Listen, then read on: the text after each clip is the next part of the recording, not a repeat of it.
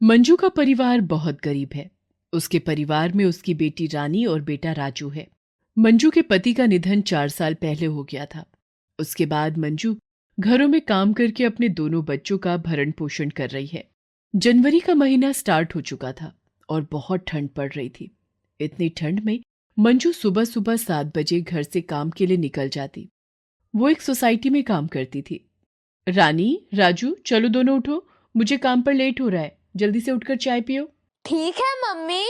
रानी बेटा, तुम दोनों चाय पी लेना, मैं अब काम के लिए निकल रही हूँ वरना मैं लेट हो जाऊंगी। ठीक है मम्मी, आप जाओ। बहुत ठंड है, बाहर मत जाना, अपना ख्याल रखना, अब मैं जा रही हूँ।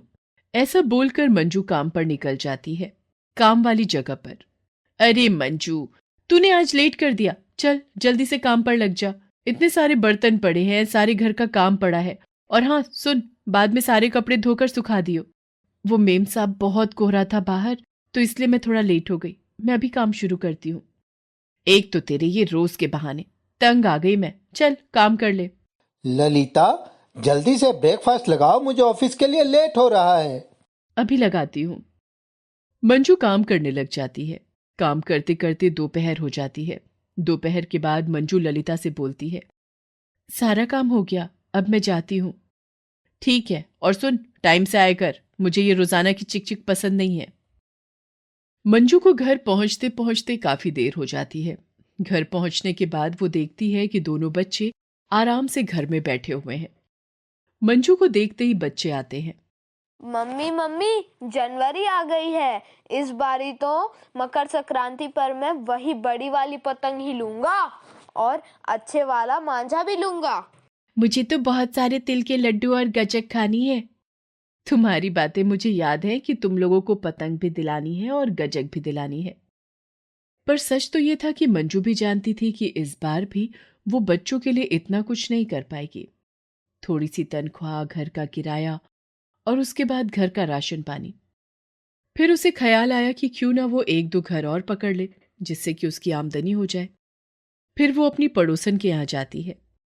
शीला, तू तो जानती है आजकल कितने खर्चे हैं। घर का खर्चा पूरी तरह नहीं पड़ता। मैं सोच रही थी कि एक दो घर और पकड़ लूं। थोड़ा एक्स्ट्रा काम करूंगी तो एक्स्ट्रा पैसे भी बनेंगे। कह तो तू ठीक रही है। अच्छा सुन, मैं जहां काम करती हूँ उसके साथ वाले घर में काम वाली की जरूरत है। उनसे बात करूं क्या? पर थोड़ी घमंडी है वो। तू बात करके देखना, मुझे तो काम करना है। मुझे क्या मतलब कि वो घमंडी है कि अच्छी है। उसके बाद शीला अगले दिन मंजू को अपने साथ उस नई मालकिन के पास लेकर चलती है।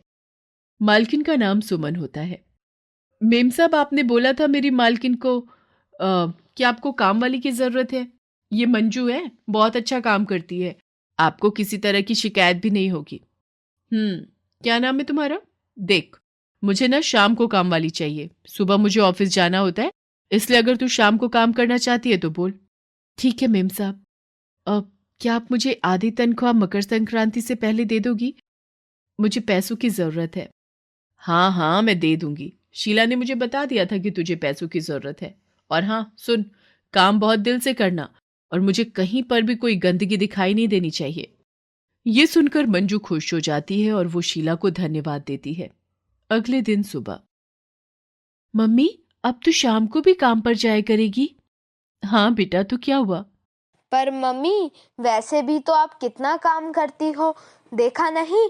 जब भी आप काम से आती हो तो कितनी थकी हुई लगती हो। मुझे बड़ा होने दो, फिर मैं आपको कभी काम करने नहीं दूंगा। मेरा राजा बेटा, मैं जानती हूं जब तू बड़ा हो जाएगा तो मुझे तो वैसे भी काम करने की जरूरत नहीं पड़ेगी।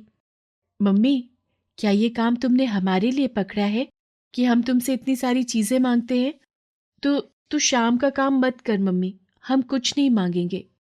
नहीं बेटा, ऐसी कोई बात नहीं है। बस थोड़े पैसे एक्स्ट्रा हो जाएंगे तो थोड़ा हाथ खुल जाएगा। फिर तुम्हारी पढ़ाई भी तो है, तुम लोग अभी अगली क्लास में जाओगे। बस तब तक ही काम कर रही हूँ। जैसे ही मेरे दोनों बच्चे बड़े हो जाएंगे, फिर मुझे काम करने की कोई जरूरत नहीं होगी। ये बात तो है मम्मी। उसके बाद मंजू ललिता के यहाँ जाकर सारा काम खत्म करती है और घर वापस आती है। घर आकर थोड़ा आराम करने के बाद में वो नए घर में काम करने चली जाती है। आ गई तुम? चलो मैं तुम्हें बता देती हूँ कि क्या क्या काम है। तुम्हें झाड़ू पोछा करना है और बर्तन मांजने हैं। ठीक है मेम साहब। और उसके बाद सारा काम खत्म करके सुमन को बोलती है कि मैं जा रही हूँ। सुन, मैंने अपने लिए चाय बनाई है, बाहर बहुत ठंड है, तू भी एक कप चाय पीती जा। फिर मंजू सुमन के हाथ से कप लेकर नीचे बैठ जाती है। चाय पीते पीते सुमन के हाथ में पड़ी हीरे की अंगूठी पर उसकी नजर जाती है तो वो सुमन को बोलती है, मैम साहब, आपकी अंगूठी बहुत सुंदर है। क्या ये हीरे की है? Thank you. हाँ, ये हीरे की है। सुनो मंजू, संडे को मैंने घर पर पार्टी रखी है, मेरी काफी सहेलियां आएंगी, तो थोड़ी मेरी हेल्प करना खाना वाना बनाने में। जी मेम साहब, वो 3 दिन बाद मकर संक्रांति है। अब मैंने आपसे बोला था कि मुझे एडवांस दे देना थोड़ा। कल संडे है, कल दे दूंगी, पार्टी के बाद मुझे बस एक बार याद दिला देना। मंजू के घर पर। मम्मी, मकर संक्रांति आपको याद है ना? मुझे बहुत सारे तिल के लड्डू और गजक चाहिए। कितना टेस्टी होता है वो सब, मुझे बहुत पसंद है। हर वक्त खाने के बारे में सोचती रहती है। मैं तो पतंग लूंगा और मेरी पतंग सबसे ऊंची उड़ेगी, है ना मम्मी? मम्मी, मैं 2 पतंग लूंगा।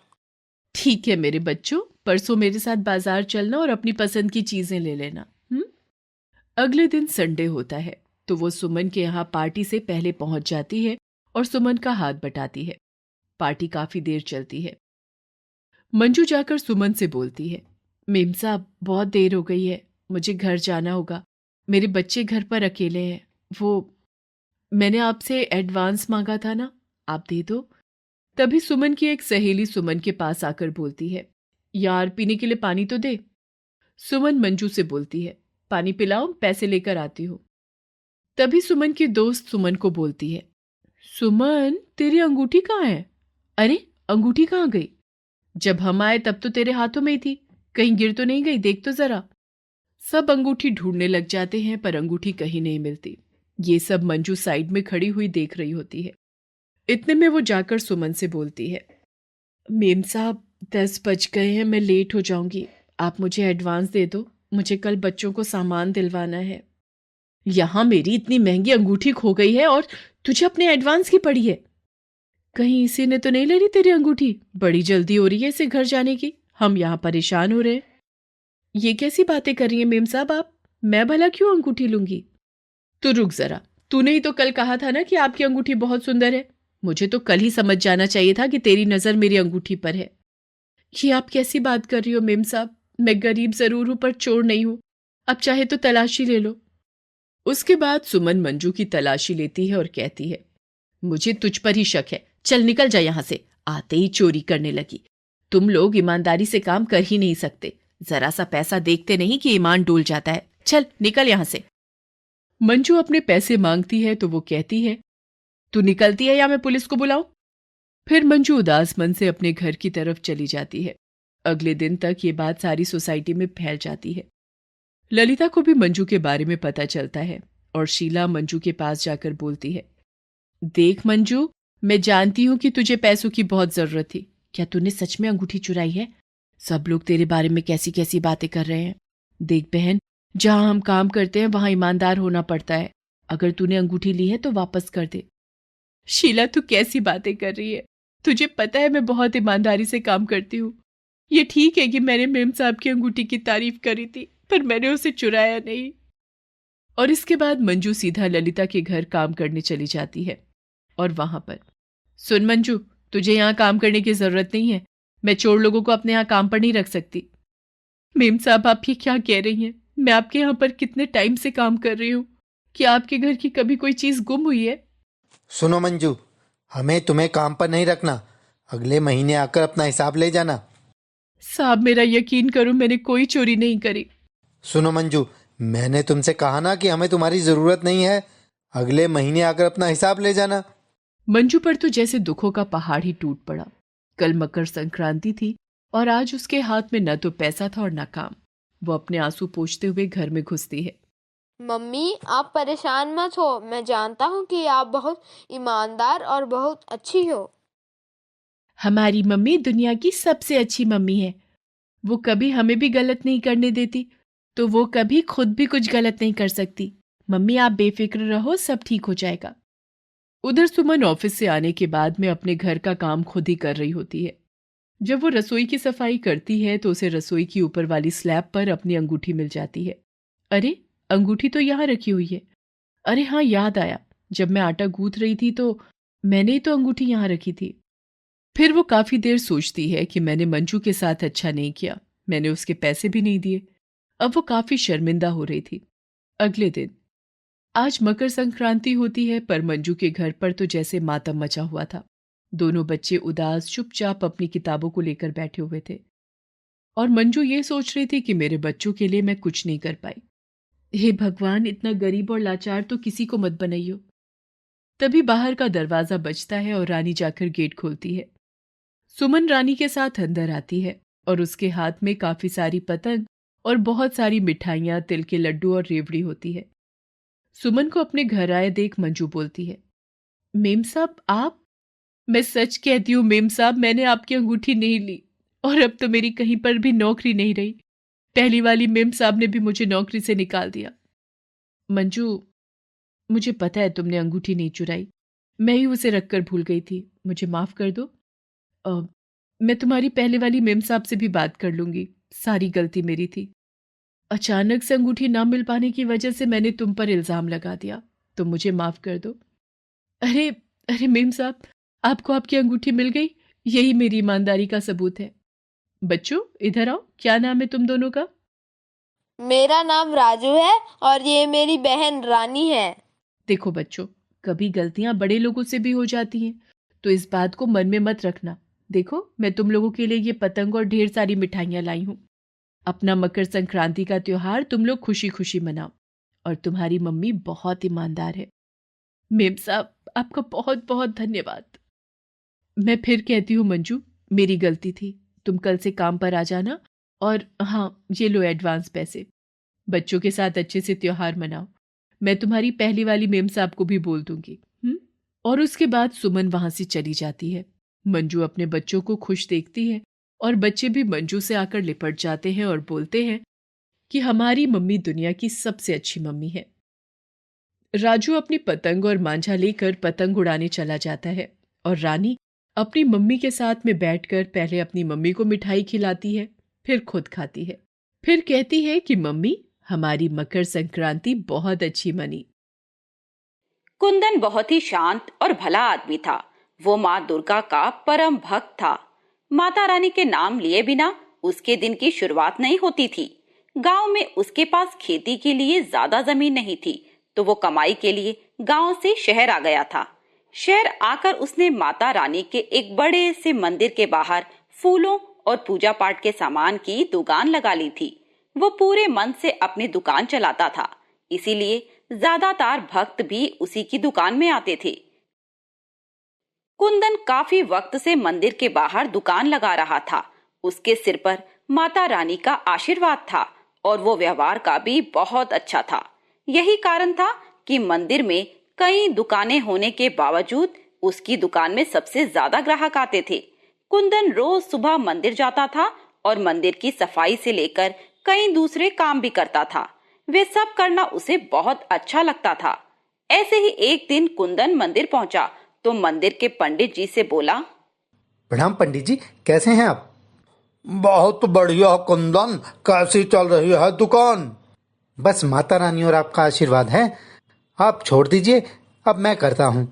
तू थकता नहीं है क्या? दिन भर दुकान में खड़ा रहता है, फिर भी सुबह 4 बजे उठकर यहाँ आ जाता है। अपनी माँ की सेवा करने में भला कैसी थकान पंडित जी? माता रानी तेरा भला करे बेटा। कुंदन पूरे साल में दुकान लगाता था, लेकिन नवरात्रि के मौके पर वो अपने गांव जरूर जाता था। चाहे कितना भी जरूरी काम क्यों ना हो, लेकिन नवरात्रि वो अपने गांव में ही मनाता था। कुंदन की पत्नी साधना गांव में रहती थी। नवरात्रि से ठीक पहले कुंदन जैसे ही घर पहुंचा तो साधना उसे देखकर बोली, जी आ गए आप? कैसा रहा आपका सफर? बस सब अच्छा है, तुम बताओ कैसी हो? देखो मैं शहर से क्या लेकर आया हूँ तुम्हारे लिए। अरे वाह, इतनी सुंदर साड़ी! इस बार अष्टमी के हवन में मैं इसे ही पहनूंगी।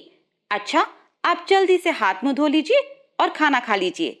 पूरी मंडली इंतजार कर रही है। सुबह से गांव के लड़के 4 बार पूछ चुके हैं आपके बारे में। ये तो सबका प्यार है साधना, जो मुझे इतना मान देते हैं। माँ ने हमें सब दिया है, बस एक औलाद की इच्छा ही पूरी कर दे तो बस फिर कुछ नहीं चाहिए। माता रानी पर विश्वास रखिए जी, सब अच्छा होगा। कुंदन और साधना की शादी को 5 साल बीत गए थे। दोनों एक दूसरे के साथ बहुत खुश थे। बस कमी थी तो घर में एक बच्चे की। कुंदन और साधना हमेशा माता रानी से एक औलाद की कामना करते थे और पूरी श्रद्धा से नवरात्रि के व्रत रखते थे। गांव में एक मंडली थी जो हर बार नवरात्रि पर लगने वाले दुर्गा पंडाल और मेले की सारी जिम्मेदारी संभालती थी। कुंदन उस मंडली का मुखिया था और पूरा इंतजाम बहुत अच्छे से देखता था। हाँ भाई, इस बार कितना चंदा इकट्ठा हुआ है? भैया, सब मिलाकर 80,000 हुए हैं इस बार। ठीक है, इतने में काम चल जाएगा। बाकी कुछ कम पड़ेगा तो हम लोग देख लेंगे। चल पिंटू, तू और मैं चलकर माता रानी की मूर्ति ले आते हैं।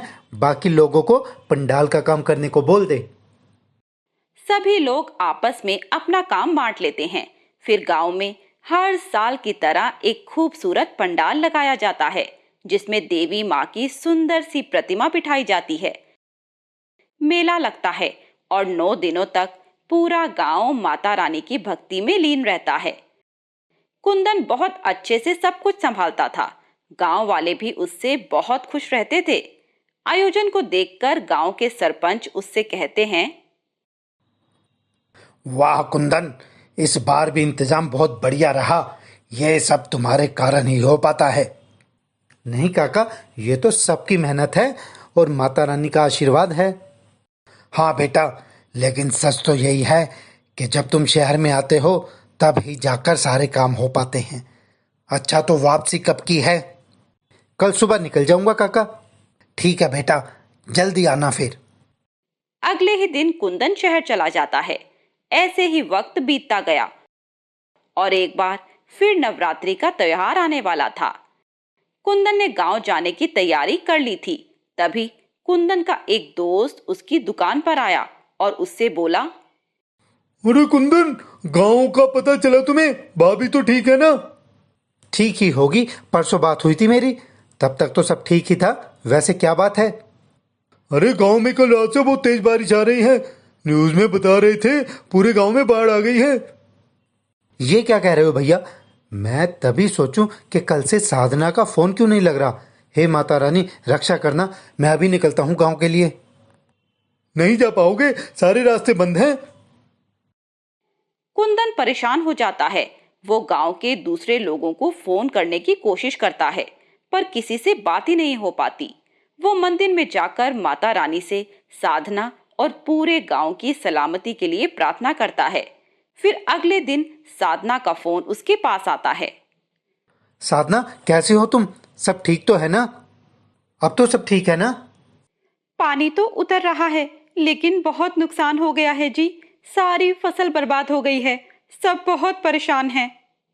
ओहो, ये तो बहुत बुरा हुआ। तुम बिल्कुल परेशान मत होना साधना, मैं रास्ता खुलते ही पहुंच जाऊंगा। 2 दिन बाद रास्ता खुलते ही कुंदन गांव पहुंचता है। गांव की हालत बहुत बुरी थी।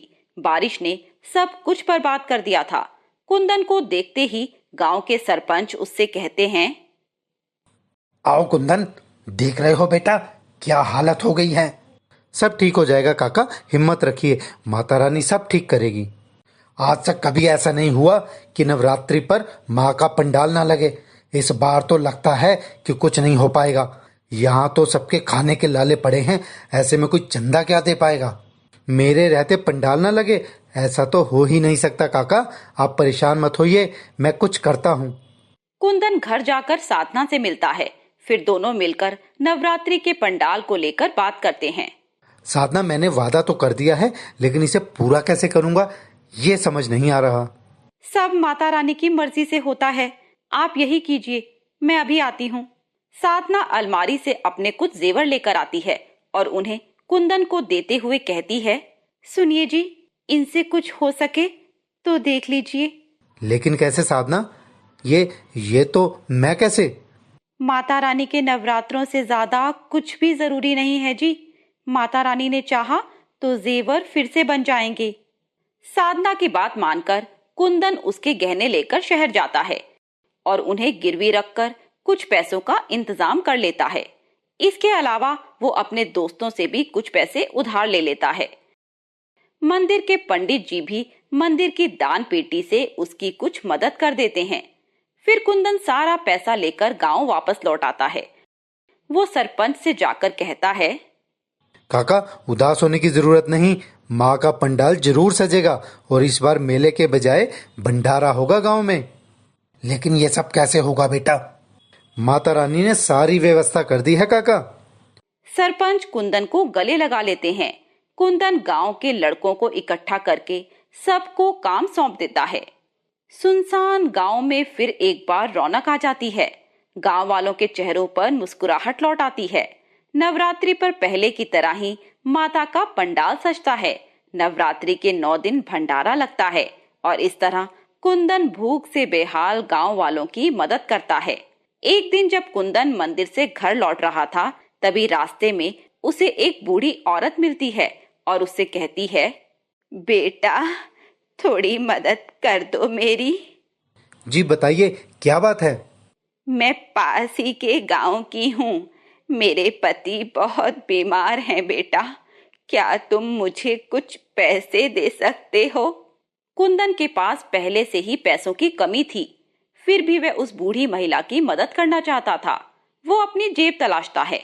उसमें से साधना की दवाई का पर्चा और कुछ पैसे उसे मिलते हैं। दरअसल साधना मां नहीं बन पा रही थी। इसी सिलसिले में वो साधना का शहर में इलाज करवाना चाह रहा था। वो दवाइयों का पर्चा शहर के डॉक्टर ने दिया था और वो पैसे साधना के दवाई के लिए ही कुंदन ने बचा कर रखे थे। कुंदन ने वही पैसे बूढ़ी महिला को दे दिए और कहा, ज्यादा तो नहीं है मेरे पास, ये कुछ पैसे हैं, ये आप ले लो। बूढ़ी महिला कुंदन से वो पैसे लेकर बहुत खुश हो जाती है और फिर अपनी पोटली से एक पुड़िया निकालकर कुंदन को देती है। बेटा ये लो। ये क्या है अम्मा? बेटा तुमने मेरी बहुत मदद की। ये माता रानी का प्रसाद है बेटा, इसे घर के मंदिर में रख देना और अष्टमी के दिन ये प्रसाद तुम और तुम्हारी पत्नी खाना। माता रानी तुम्हारी हर इच्छा पूरी करेंगी। फिर बूढ़ी महिला वहां से चली जाती है। कुंदन घर आकर साधना को सारी बात बताता है। अष्टमी को वो दोनों उस प्रसाद को खाते हैं। कुंदन को साधना की दवाई नहीं लाने का दुख था। नवरात्रि के बाद वो वापस शहर लौट जाता है। गांव में भी धीरे धीरे सब ठीक होने लगता है। इसी बीच एक दिन साधना का फोन कुंदन के पास आता है। सुनिए, माता रानी ने हमारी सुन ली। बहुत बड़ी खुशखबरी है जी। तो बताओ ना क्या बात है? मैं माँ बनने वाली हूँ और आप पिता। क्या तुम सच कह रही हो साधना? ये सब माता रानी की कृपा है साधना। मैं जल्दी आता हूँ तुम्हारे पास, अपना ख्याल रखना तुम। कुंदन अगले ही दिन गांव जाता है। वो साधना को अपने साथ शहर लेकर आता है। उसे समझ आ गया था कि यह चमत्कार बूढ़ी अम्मा के दिए प्रसाद का ही था। माता रानी ने उनकी सबसे बड़ी इच्छा पूरी कर दी थी। कुंदन और साधना मिलकर माता के मंदिर में पूजा करते हैं और हर नवरात्रि वापस गांव जाकर पूरा आयोजन संभालते हैं। साधना जल्दी ही एक प्यारी सी बेटी को जन्म देती है। कुंदन अपनी बच्ची को देखकर बहुत खुश होता है और हमेशा दूसरों की मदद करते हुए माता रानी की भक्ति में लीन रहता है।